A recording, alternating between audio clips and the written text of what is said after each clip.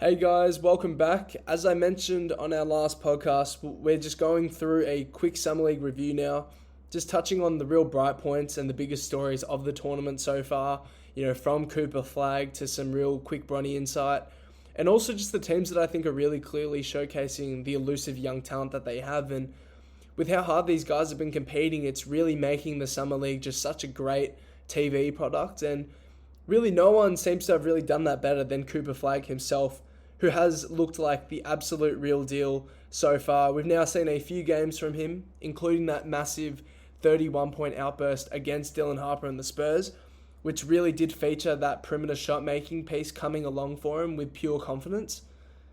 And on that note, the aspects that we expected for him to shine have been just so encouraging. We talk about the versatile defensive impact that we knew he was going to bring from the get-go, and that has been absolutely on true display. And with how important we know switching schemes have been in the NBA over the past few years, just having someone who can swarm and contain literally any prospect on the perimeter and offer that low man rim protection, it's just immensely valuable. And with the Mavs throwing him at the point guard position as well, Flagg has no doubt impressed, just showcasing his feel for the game as an offensive talent as well, and as a two-way talent holistically. Just the ability to face and go at physical ball pressure, just immensely convincing against the Spurs. We saw him against Carter Bryant, just continuously swarming, going into physicality, just welcoming it with his massive, powerful frame that he does have, with all that length and all the momentum that he creates with the speed of his frame.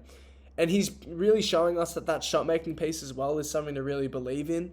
It's at a very comfortable base. He's only 18 years old as a 6'9" prospect, and he's got so much future upside to come. For the Mavs, in the two games that we saw, they were playing him a ton. We talk about the competitive motor that he has. That is completely shined so much in these first two games, and he continued to cement the belief that when his NBA debut does come, he will contribute to winning basketball almost immediately. Just the value that he provides on the margins relative to what the NBA, the modern NBA really calls for. You talk about key principles like having switchability, being a tall ball handler, having that charging transition pressure on both ends of the floor. There's just a few of the major qualities that he does bring on the margin straight away, and he'll be able to contribute those things to a high level, to a Mavs team that off the bat will be leaning on him heavily in his rookie year as an on-ball prospect. And they've got so much to be excited about. And as far as the rookies go, though, apart from Cooper Flagg, we've seen some real exciting guys just throwing out all of their offensive skill. And to me, it's really been the big men who have really just impressed, just putting together some real productive games. Just showcasing the skill and future, anchoring and the anchoring capabilities that they may have on both ends of the floor for their respective franchises. For me, I've been especially encouraged by the bigs from Portland and Phoenix. Two guys, in my opinion, who have just shown the very flashes that got them picked in the first round and why their teams were so ecstatic to have gotten them. We talk about Young Hansen and Kayman Malawach, and obviously with Hansen's part, you talk about the offensive arsenal and the fluid mobility mix. All of that has just gotten him some real deserving hype around this Summer League time, and with the top of the key ball handling piece, that's just allowed him to be that over-the-top passing prospect. He analyzes the floor well, allows him to initiate those DHOs, and just allows him to attack with multiple potential angles to exploit other bigs when he's working from the top of the key. And he's got all the mobility and agility advantages here for someone of his 7'1" frame to be able to eventuate those driving lanes. And still not the most powerful center going around. Obviously, he's still young. He's not the best at handling those incoming doubles just yet. But in terms of the creative flair and the composed base that he has as an offensive on-ball prospect at the 5 spot, it's just absolutely so exciting for Portland and what they may be able to achieve with a Young Hansen, Donovan Clingan frontline. In terms of the jumper, he's really showed that off to a decent degree. He showed the ability to also reward cutters and athletes, and that will help him slot next to the talents of Shaedon Sharpe and Scoot Henderson if they can learn to provide those timely cuts on broken actions and really surround a ball handling anchor like what Hansen projects to be. And the ball placement of his passes itself, on those reads, the spin and the angles that he can cut through with the ball, it's just such a rare trait of his passing. And not many bigs just have that confidence and patience piece to them to be able to make those higher level reads. And that's why he's gotten the comparisons, to your Alperen Şengün's, to your Nikola Jokic's. I just think Portland fans they would have had so much fun watching him, but they've just have so much to be excited about by Young Hansen in these games, just being that offensive hub that may have enough perimeter skill so far. We've seen some spot-up talent from him with the shot making as well. Maybe he has enough to slot next to Donovan Clingan in the Portland frontcourt from the get-go of this season. I doubt it. But he's showing us those flashes of offensive skill on the perimeter that you don't see from regular bigs. On the defensive side of the ball, he does stand tall and grounded on those contests under the rim. He's got a good base reach, and he's relatively disciplined in terms of going up vertically. But he does sometimes struggle to absorb tons of strength when in motion, trying to compete with more powerful drivers. But obviously with more physical and structural development, that stuff will come with time. The versatility is not great. He's a bit of a poor switcher at the moment, and that is the real question mark if he can fit next to a Donovan Clingan sustainably in the starting unit, especially with how important of a rim protecting piece we know Donovan Clingan is. But if he can weaponize the frame with some more twitchy footwork on the defensive end, I think Young Hansen, has one of the brightest futures out of anyone in this draft and for Portland in the future. And they would be extremely excited to have this young guy popping off in the Summer League tournament the way he has been. And switching over to Phoenix, for me, Kaman Malawach, just someone who the Suns are anticipating to really establish a new identity in Phoenix, just with that defensive floor-raising potential that he brings.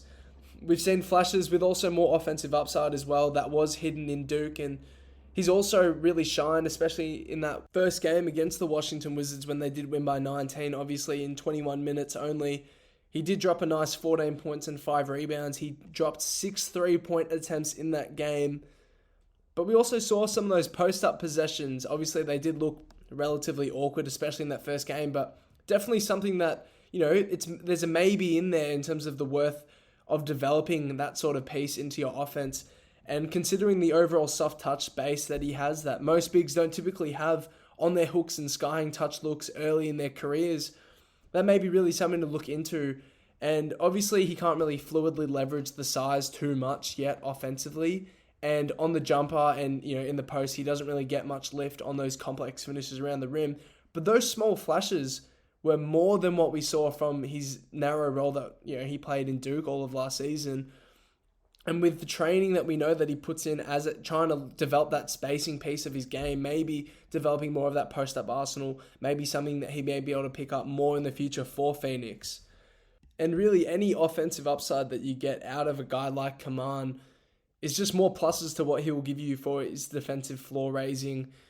Obviously, the ball handling itself did look pretty awkward, especially in the modern day when you need your 5 men to be able to run those DHOs on the perimeter, to be able to comfortably handle the ball on the top of the key and make, angled reads on both sides of the floor. And obviously, with the initiation piece on those dribble handoffs, it does look pretty rushed, but in my opinion, he does understand the role and what his future in the league really looks like, and that is an important thing to have as your guy who is only going to be 19 years old next season. And if the jumper can come along to at least like a 30 to 33% look in his first year, and primarily on open looks as well, I think that'll mean he's really setting himself up for a productive rookie year next to Devin Booker and providing that encouragement for the Phoenix front office to keep him as an asset for the future. Defensively, I think he looked fine, stable enough. He runs and competes well on the floor. And against perimeter bigs like we saw in his matchup against Alex Sarr, Malawach should be relatively ready to provide those, valuable late contests on those late clock jumpers on those spacing bigs. And he has enough length to cover and make driving finishes quite difficult for bigs in general, especially guys that he can combat with physically like he could against Alex Sarr in that first game. But overall for Suns fans, it should be an exciting time like it is for Portland. Malawach is a more well-rounded center prospect with a higher floor impact to a team than any of the center picks that they've had in the last 10 plus years. And in my opinion, the Summer League is a very, very good situation for Kaman to be in at the moment, to be able to see if there are any other flashes of talent that he may be able to contribute to a competitive Suns team next season. And so as fans, looking at the bigs that are entering our league, they just seem very stable as anchor prospects for both ends of the floor for the future of their respective franchises. And with Portland and especially Phoenix, who have been teams that have been looking to try fill in those center spots for the future, between Malawach and Young Hansen, I think there's just a absolute heap to love with the potential upside, but also just the base floor that they will offer as rookie prospects, who in both of these cases just have really developed frames already from the get-go. And both Portland and Phoenix fan bases should be very encouraged from what they've been seeing from these two super young prospects in this Summer League tournament. But to move on to our next point, in terms of teams that have to worry about their anchor spot, I mean, this team has, more than filled up their center spot for the future. Just a team that's really looking to mainly build their guard and wing foundation now.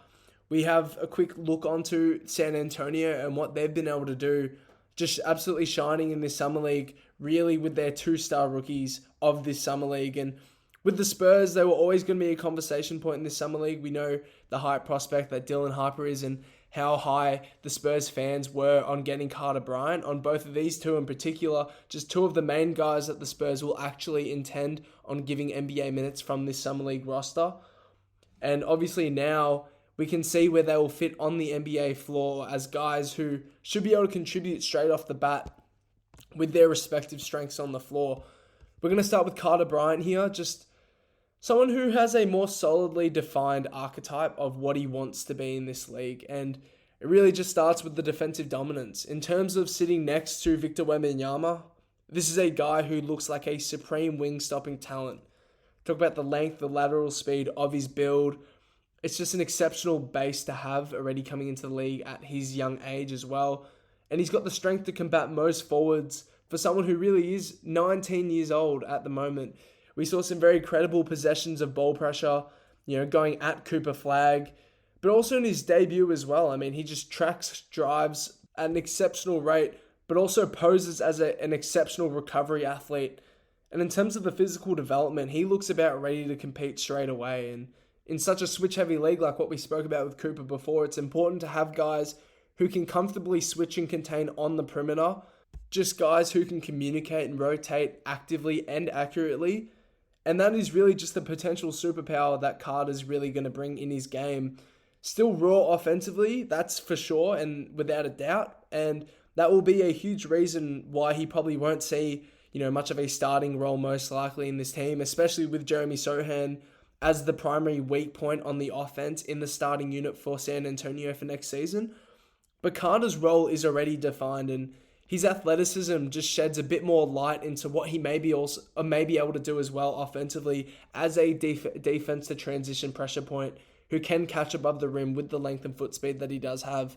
So there's so much to be absolutely thrilled about if you are San Antonio with Carter Bryant and what he may be able to bring in the future.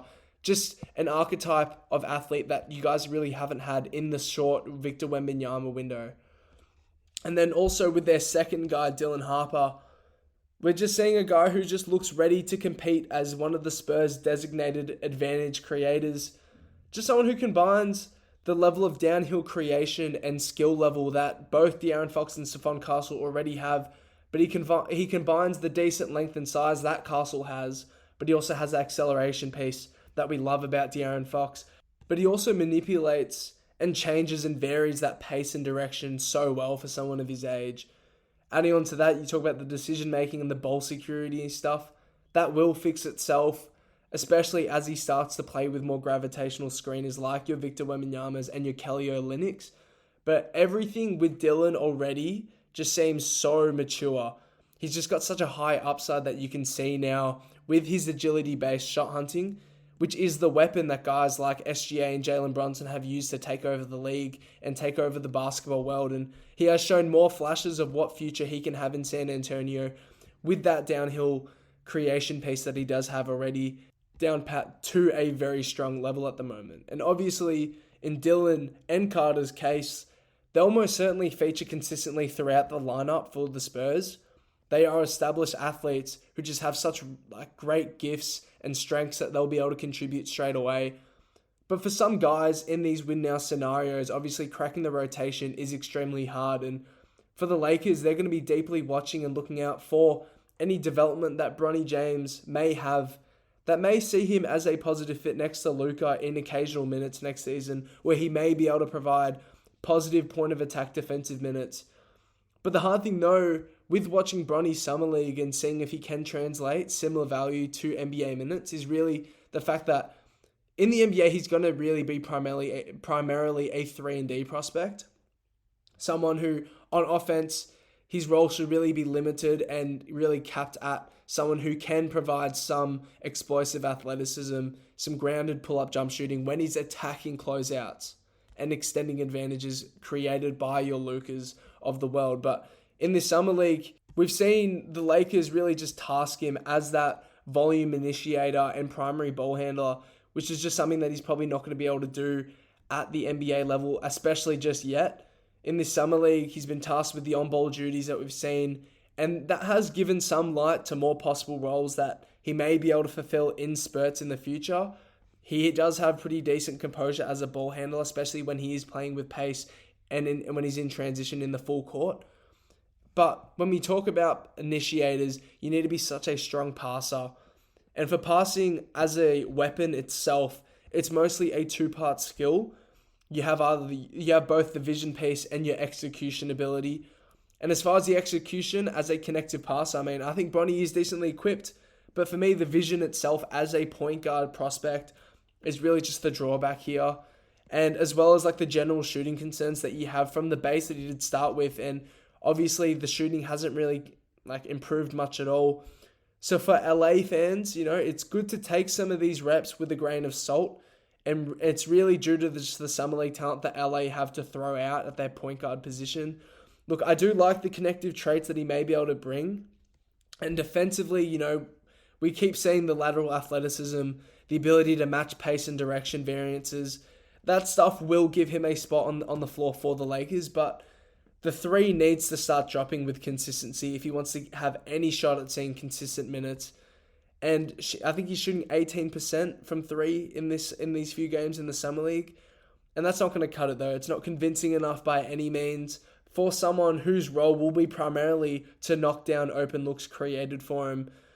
But overall, from what we've seen from the Summer League, there is still a ton of work left in the tank for Bronny to claim that role in the rotation.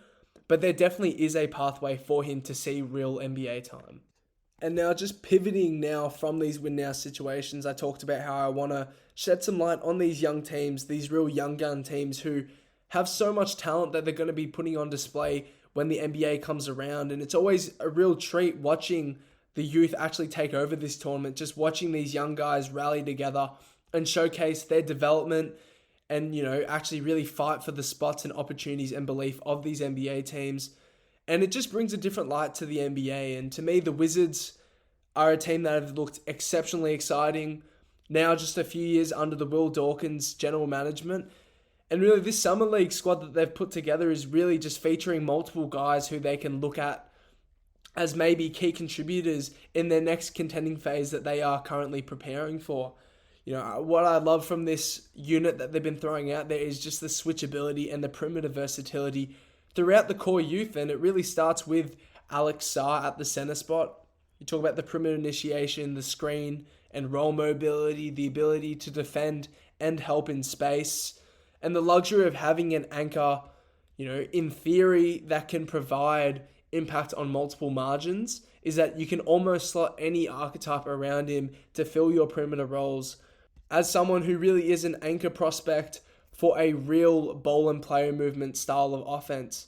And he really does this because of his ability to actually thrive in the short roll as an athlete who does have basic vision principles at the center spot to be able to take advantage of those 4-on-3 situations. And we know the defensive talent. We've seen it for years now. And right now it's starting to shine in the Summer League greatly. You talk about the help side mobility. That just played an absolute huge factor in that 8-block total versus the Nets. And he's fit with a Trey Johnson and Bub Carrington for the future of Washington basketball is just so appealing. You just have two calm and composed ball handlers to pair with him. Guys who actually have the talent to make those consistent reads rewarding those spacious roles from Alex, and whilst also having pretty well-rounded scoring arsenals each respectively. And for Trey's point, I mean, he's coming in here and he looks as polished of a jump shooting prospect as you'll find. And he could probably fit into any system, just the mix of on and off ball shooting gravity. Just he himself has been absolutely spectacular, doing what he was drafted for, and that is really just to take and make tough shots at a high level.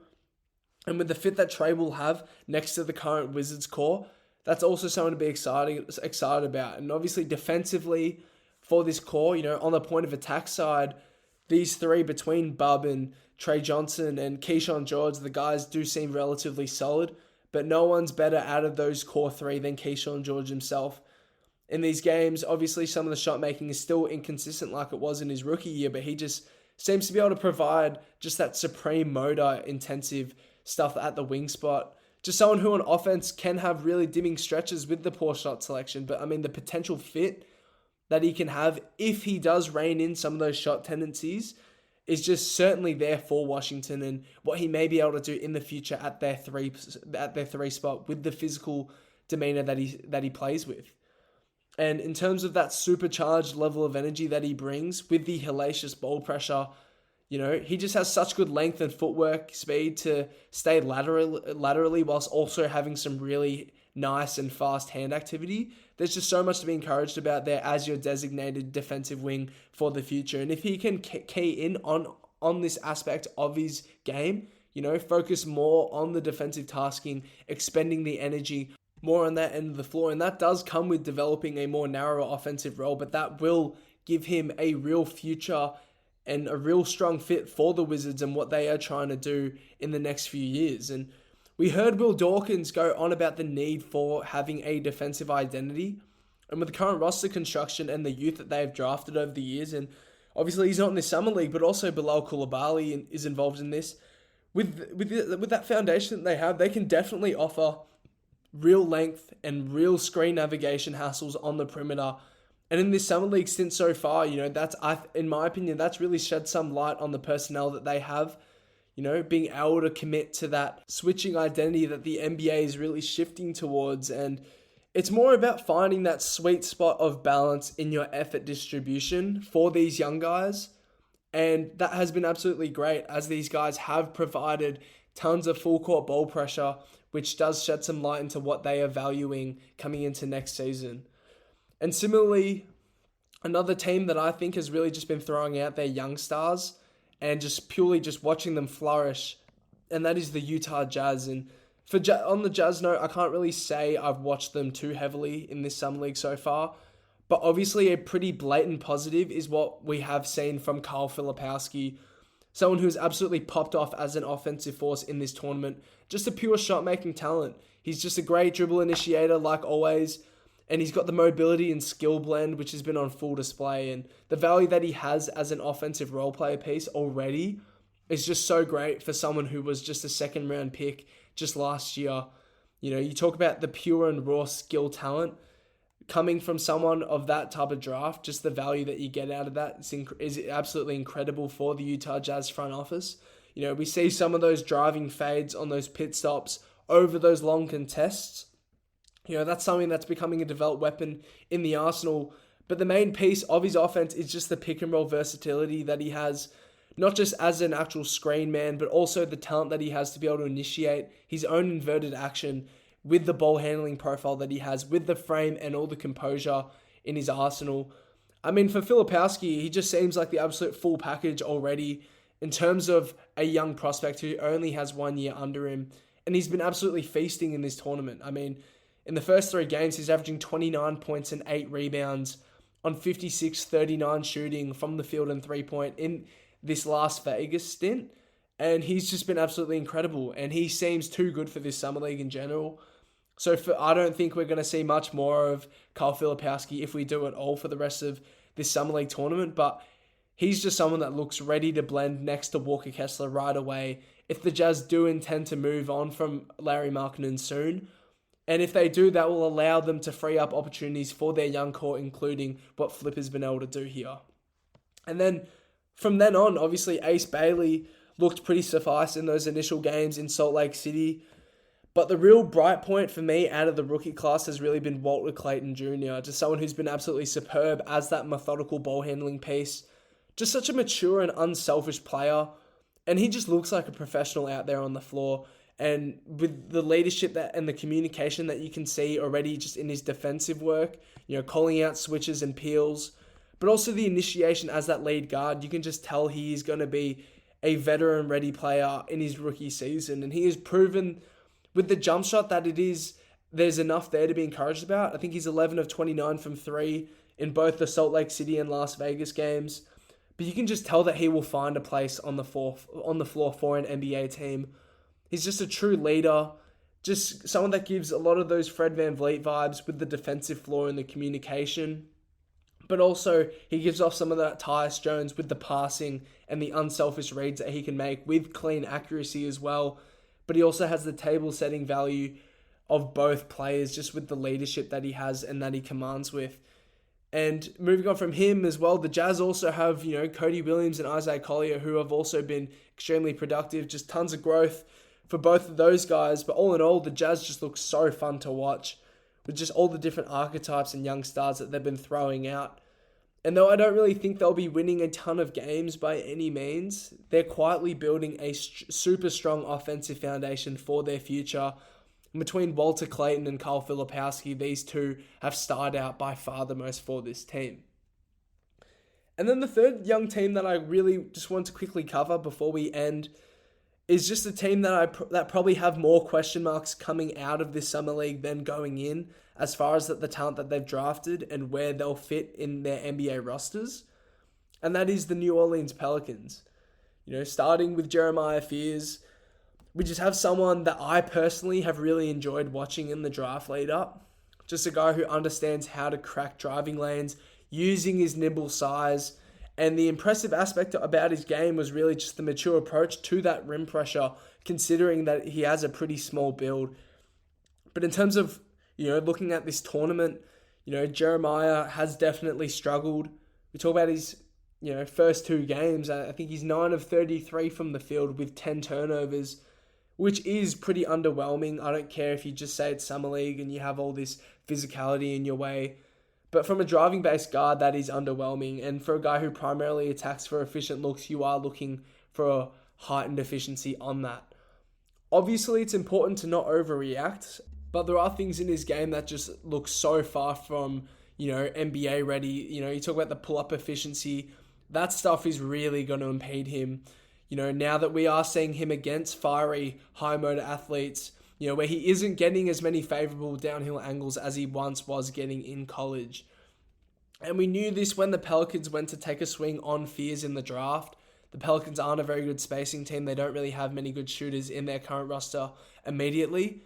And that will really be the big development question mark for him as he looks to compete as a lead guard in the NBA. And, harping on more of those limitations that he currently has, the strength will just be another challenge for him to overcome in his first season in the league.